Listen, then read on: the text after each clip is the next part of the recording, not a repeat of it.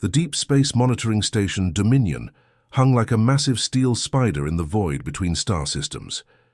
Commander Veltar stood before the main display screen, his 6 eyes focused on the strange transmission that had just arrived from the Outer Rim territories. The signal came from a small blue planet orbiting an ordinary yellow star. Nothing special about the system at all. Another primitive species trying to say hello to the universe, Veltar muttered, his mandibles clicking, with amusement. In his 300 years of service to the Velthari Empire, he had seen dozens of these pathetic first attempts at communication. Usually it was just random radio signals or simple mathematical sequences. This one seemed different, though. The transmission was clean, focused, and sent directly to their monitoring station. How did these primitives even know where to send it? Veltar dismissed the thought. Probably just luck. "Sir, we're receiving another signal," reported his communications officer. "They're requesting permission to dock." Veltar's 4 arms gestured, in surprise. "Dock? These creatures have faster-than-light travel already." Most species took centuries to develop proper space travel after their first transmissions. These humans seem to have jumped ahead remarkably fast. "Grant permission," Veltar decided. "I want to see what these newcomers look like." 2 hours later, a small silver ship approached the docking bay. It was sleek and simple, nothing like the massive war vessels of the Velthari Empire. As the E-8 airlock opened, 3 humans stepped onto the station. They wore dark blue uniforms and moved with surprising confidence.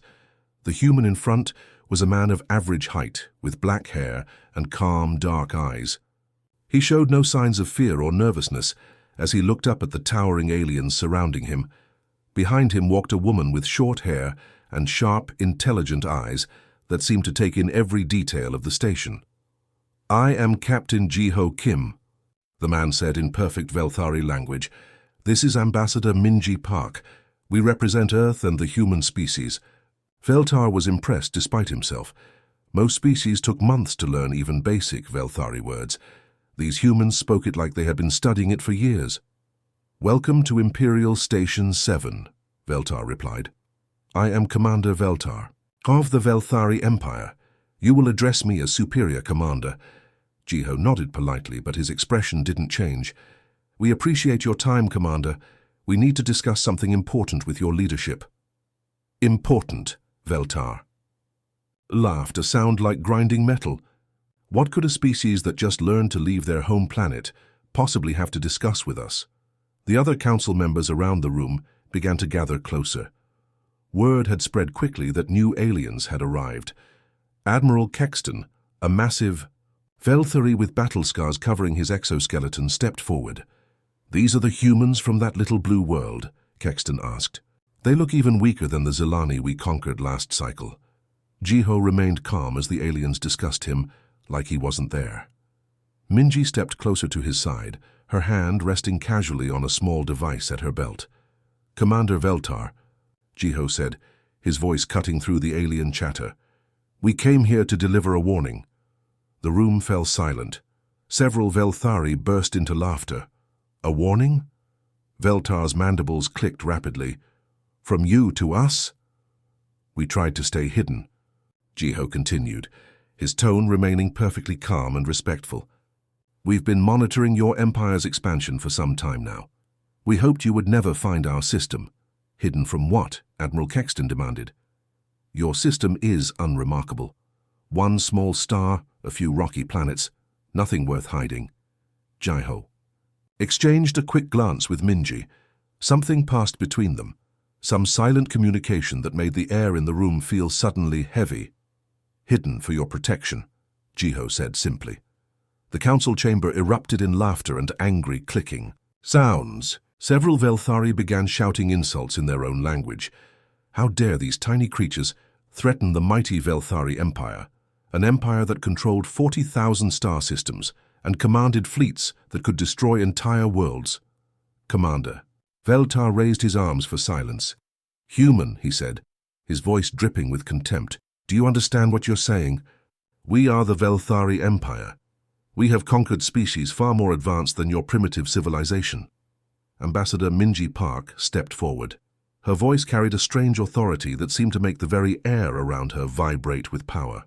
"This is your final warning," she said, looking directly into Veltar's 6 eyes. "Run, while you still can." The words hung in the air like a death sentence. The casual confidence in her voice, the complete lack of fear in her posture, the way she spoke as if she held all the power in the room. For just a moment, doubt flickered in Veltar's mind. Then the moment passed, and rage took over. "Seize them!" Veltar commanded. But the humans were already gone, vanished like smoke. Only their words remained, echoing in the minds of every Velthari present. The Empire had been warned, and they had chosen to ignore it. Soon, they would learn the cost of that choice. The refugee ships drifted through space like broken toys, their hull plating scarred and twisted from plasma burns. 3 months had passed since the Devourers first appeared at the edge of known space, and already 12 star systems had gone completely silent. The lucky ones were the ships that escaped with half their crew still alive. Commander Veltar stood on the bridge of his damaged cruiser, watching another group of survivors dock with Sanctuary Station. His once proud Thoraxian fleet had been reduced to just 7 ships from an original force of 60. The Devourers had torn through their defenses like they were made of paper. "Sir, incoming transmission from the human embassy," reported his communications officer. Veltar's mandibles clicked in disgust. "Let me guess, more empty words about thoughts and prayers for our losses?" The holographic display activated, showing Ambassador Sujin Chen from Earth's diplomatic corps. Her face carried the same carefully neutral expression all humans seemed to wear these days. "Commander Veltar, Earth extends its deepest sympathies. For your recent losses," she began. "Sympathies?" Veltar exploded. "Your species has the most advanced technology in known space, and you offer us sympathies. We've seen your ships phase through solid matter. We know you have weapons that can crack planets. Why won't you help us fight these monsters?" Ambassador Chen's expression didn't change. "As we've explained before, Earth maintains a strict policy of non-interference in galactic conflicts. We cannot risk exposing our population to these threats." "Cowards," Veltar spat. "All of you. When the Devourers finish with us, they'll come for Earth next. Then you'll wish you had acted." The transmission ended, leaving Veltar staring at empty space. Around him, his bridge crew muttered angry curses about human selfishness and cowardice. What none of them knew was that Major Dongyun Han was sitting in a cantina just 3 decks below them, nursing a glass of Rigelian ale and listening to every word through hidden sensors placed throughout the station. To anyone watching, he looked like just another human trader trying to make profit from the chaos. Han touched his earpiece discreetly. "Control, this is Phantom 7. Package location confirmed. Moving to extraction point."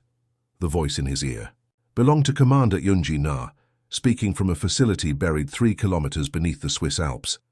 "Copy that, Phantom 7. Window closes in 6 hours. Do not miss your ride." Han finished his drink and made his way through the crowded station corridors. Refugee families huddled in makeshift camps, their belongings scattered around them. Children cried, while parents spoke in hushed, worried voices about missing relatives and destroyed homes. Dr. Yithran was exactly where intelligence said he would be, working frantically in the station's research lab. The Altarian scientist had been studying quantum disruption patterns for decades, and his knowledge could be the key to understanding how the Devourers moved through space. "Doctor," Han said quietly, sliding into the lab and activating a privacy field generator. "My name is Han. I'm here to help." Dr. Yithran looked up from his calculations, his large eyes widening in surprise. "Human? But your people refuse to get involved." "Officially, yes," Han replied. "Unofficially, Earth has been preparing for this threat since the first Devourer attack. We need your research on quantum disruption theory." "My research? But it's incomplete. I need more time, more data about their movement patterns." Han smiled and pulled out a datapad. "We've been collecting that data for weeks. Sergeant Minjun Lee has been monitoring their territory from a hidden observation post. Your theories about their feeding cycles were correct." The doctor's hands trembled as he reviewed the information. This is incredible. They're not random destroyers at all. They're following specific quantum pathways through space, which means we can predict where they'll strike next, Han finished. The evacuation shuttle leaves in 6 hours. Earth needs you to complete this work. Meanwhile, in a shielded bunker floating in the asteroid belt near Devourer territory, Sergeant Lee adjusted his long-range sensors for the 5th time that day. For 3 weeks, he had been documenting every movement, every feeding pattern, every tiny detail about the creatures that were devouring the galaxy. His current count showed 47 individual devourers, each one the size of a small moon. They moved through space by folding quantum reality around themselves, essentially stepping from one location to another, without crossing the distance between. No wonder conventional weapons couldn't touch them. "Control, this is Watcher 3, Lee whispered into his communicator. "Devourer Pack 7 is moving toward the Centauri colonies. Estimated arrival in 18 hours. Back on Earth, Commander Na studied the incoming data streams from dozens of hidden observation posts scattered across the galaxy. Her team had been monitoring the situation since day one, while publicly maintaining the facade that Earth was too scared to get involved. The truth was much more complex. Humanity had learned long ago that sometimes the best way to help was to remain invisible. While the galaxy saw cowardice, Earth's agents were extracting key scientists, gathering crucial intelligence, and slowly assembling the pieces of a solution. Phantom 7 reports successful package retrieval, reported her aide, Lieutenant Kyung-Min Park. Dr. Yithran is en route to Research Station Alpha. Commander Na nodded grimly. Good. How many more critical assets do we need to extract? 17 scientists, 4 military strategists, and the entire archive from the Bellatrix Institute. Then we'd better hurry. The galaxy thinks we're hiding while they fight and die. They have no idea we're the ones who are going to save them. The secret war had begun, fought not with massive fleets and plasma cannons, but with shadows, intelligence, and carefully orchestrated rescues. Earth would let the galaxy hate them for now. Soon enough, everyone would understand why humanity had chosen to remain silent. Admiral Zekthor stood on the command bridge of his flagship, Inevitable Conquest, watching the small blue planet grow larger on the main screen. 300 ships of the Velthari Empire's most powerful fleet surrounded him, ready to teach these arrogant humans their proper place in the galaxy. "Sir, something strange is happening with our navigation systems," reported his sensor operator, mandibles clicking nervously. "Define strange," Zekthor growled, not taking his 6 eyes off the approaching planet. "The star patterns, sir. They don't match our charts anymore. That red giant should be visible to our port side, but I'm seeing a blue star instead. And there should be 2 moons orbiting the 3rd planet, but sensors show 7. Zekthor felt the first cold touch of unease crawl down his spine. In 40 years of conquest, he had never encountered navigation errors of this magnitude. Run a full system diagnostic. The humans probably have some kind of jamming technology, but deep down, he knew this was something else entirely.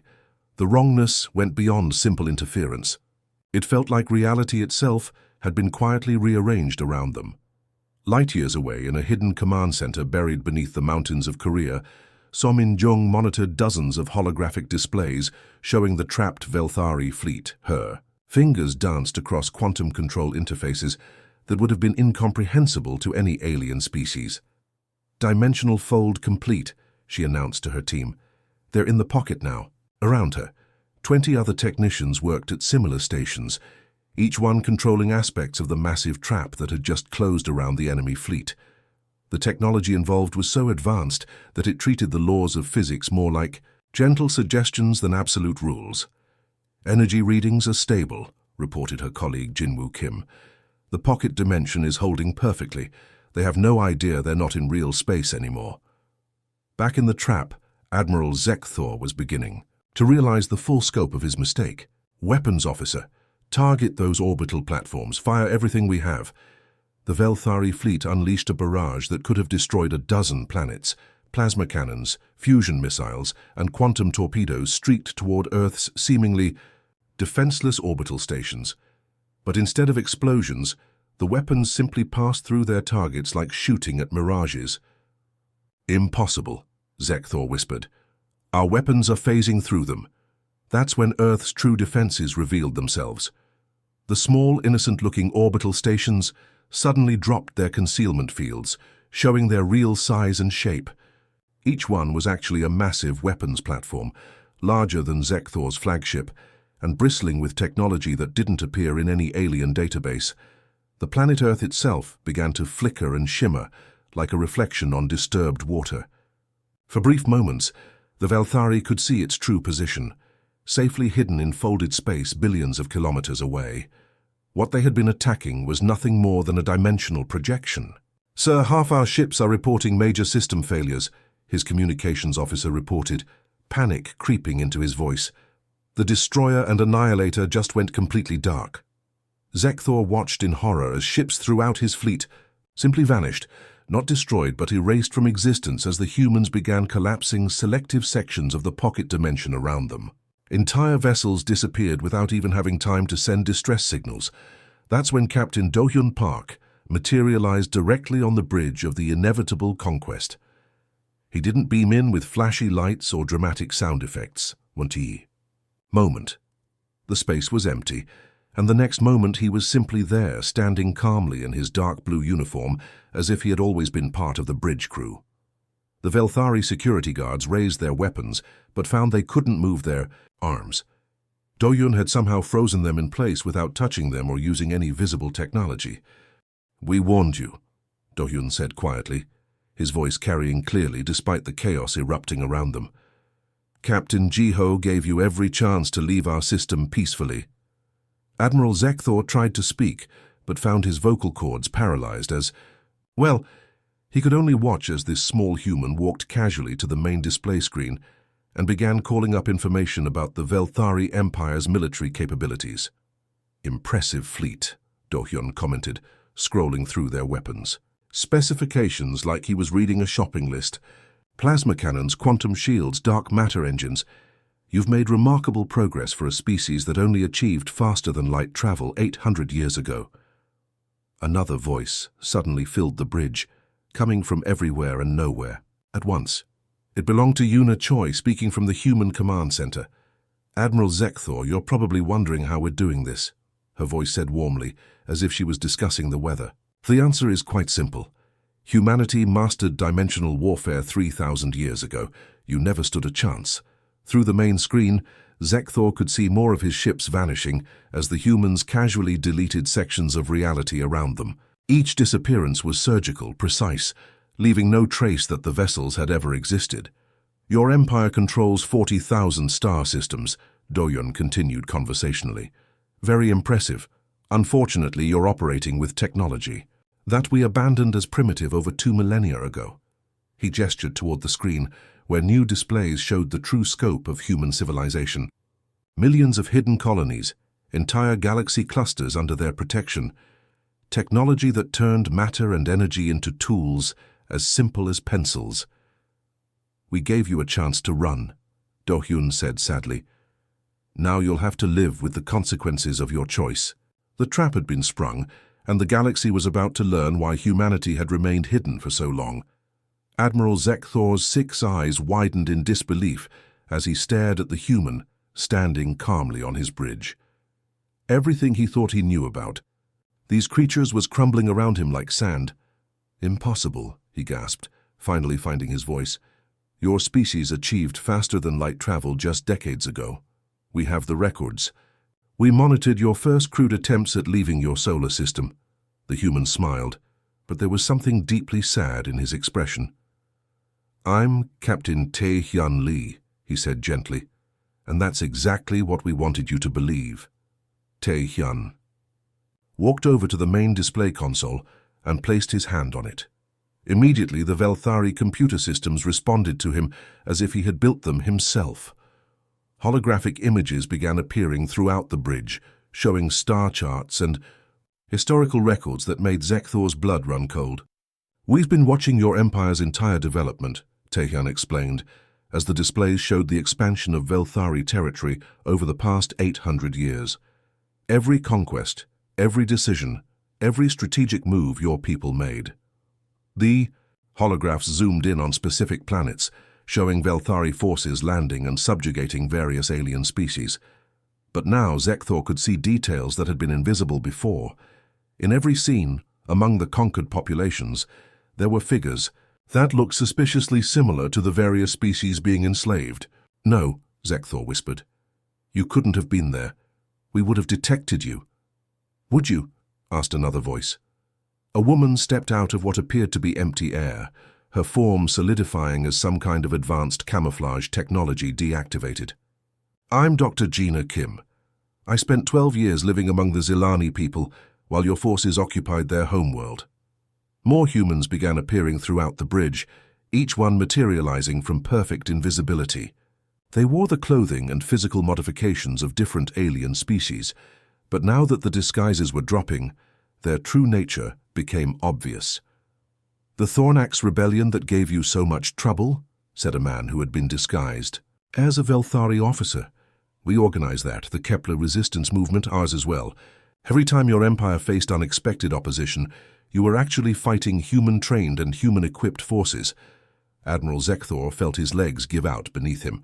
He collapsed into his command chair, trying to process the magnitude of what he was learning. "But why? Why would you do this?" Dr. Gina Kim approached him with the same gentle manner a teacher might use with a confused student. "Your empire was never the predator, Admiral. You were our test subjects.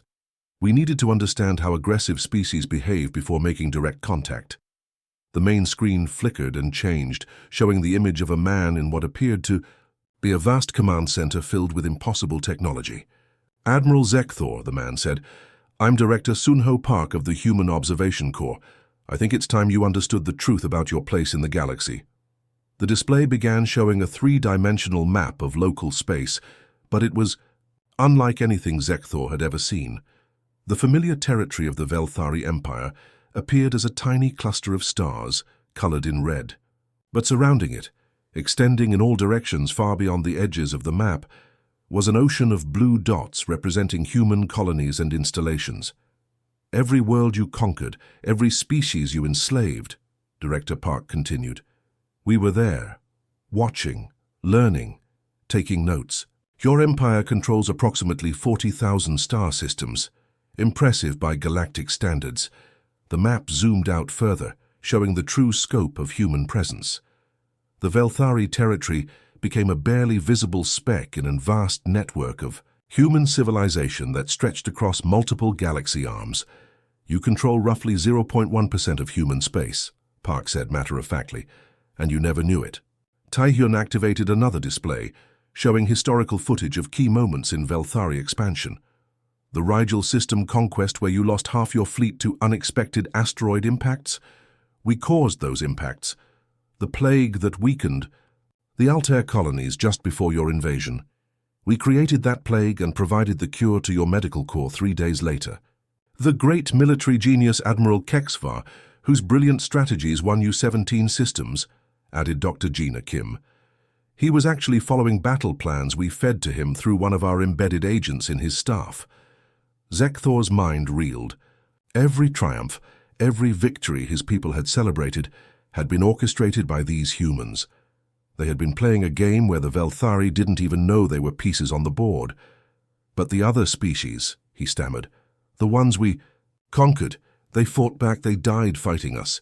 They died fighting their fear," Taehyun said softly. "We could have stopped your expansion at any time.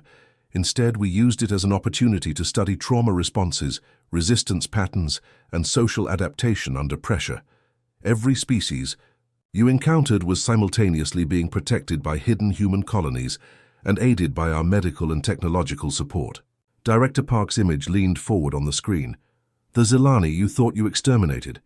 They're actually thriving on 17 different worlds under human protection. The Thornax, whose homeworld you glassed. They're building a new civilization with technology we provided.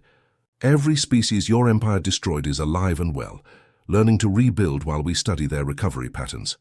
The revelation hit Admiral Zekthor like a physical blow. His entire life, his empire's entire history, had been nothing more than an elaborate experiment conducted by beings so advanced that they treated galactic civilizations like laboratory specimens. "What happens now?" he asked weakly. Taehyun looked at him with something approaching pity. Now, Admiral, you get to make the first real choice your species has ever been allowed to make. Emperor Velmacron had ruled the greatest empire in known galactic history for over 2 centuries.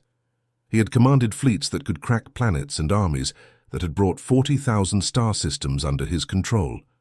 Now he knelt on the deck of a human dimensional fortress, feeling smaller than the tiniest insect. The journey to this moment had been a nightmare beyond imagination. After Admiral Zekthor's broken transmission reached the Imperial capital, Velmacron had watched his mighty fleet simply vanish from existence. Not destroyed in glorious battle, not defeated by superior weapons, but erased as if they had never existed at all. The human ship that came for him had materialized inside his personal throne room, passing through shields and armor like they were made of paper. The humans aboard hadn't threatened him or demanded surrender. They had simply said, "The Council will see you now," and somehow he had found himself aboard their vessel without any memory of how he got there. Now he faced the Human Collective Council, in a chamber that defied every law of physics he understood. The room seemed to exist in multiple dimensions simultaneously, with representatives from across human space, attending both in person and as quantum projections that felt more real than reality itself. At the center of it all sat Councillor Nari, Joy, a woman who appeared to be in her 30s, but whose eyes held the weight of millennia. When she spoke, her voice carried the authority of a species that had been quietly ruling the galaxy for longer than the Velthari had existed. "Emperor Velmacron," she began, her tone surprisingly gentle. "You stand before this council as the representative of a species that has spent 8 centuries believing it was the apex predator of this galaxy. Today you learn the truth." Around the chamber, holographic displays showed the real scope of human civilization. Millions of worlds, thousands of species living under human protection, technology that made the Velthari Empire look like children playing with sticks and stones. "We have watched your people grow from primitive hunter-gatherers on your homeworld to the builders of a galactic empire," Councillor Choi continued. "Every step of that journey was guided, observed, and when necessary, corrected by human intervention." Emperor Velmacron tried to speak, but found his voice cracking. Why allow us to build an empire if you could have stopped us at any time?" "Because we needed to understand you," replied another council member, Director Hyunwoo Jang.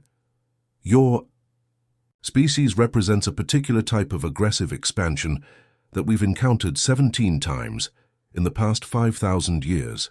Each time we learn more about how to guide such civilizations toward beneficial outcomes." The Emperor felt tears of rage and humiliation streaming down his face.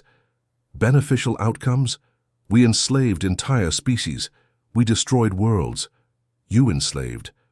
"No one," Councillor Choi said firmly. "Every species your empire conquered was immediately relocated to protected worlds under human care. What you ruled were carefully constructed illusions, populated by human volunteers using biological disguises. The worlds you destroyed were already empty, their populations safely evacuated before your fleets arrived." The revelation struck Velmacron like a physical blow. His entire empire, his life's work, his legacy, all of it had been an elaborate stage play performed for his benefit and the education of humanity. "What happens now?" he whispered. Councillor Choi leaned forward, her expression compassionate but unwavering. "You have 2 choices, Emperor. You can dissolve your empire voluntarily and allow your species to develop naturally under our protection. We will guide your people toward a more peaceful existence, help them overcome their aggressive tendencies, and eventually integrate them into the galactic community as equals." She paused, letting the weight of the alternative settle in the air. "Or you can refuse and face systematic dismantlement. We will strip away your technology, relocate your populations to primitive worlds, and set your civilization back 10,000 years. Your species will survive, but your empire will not."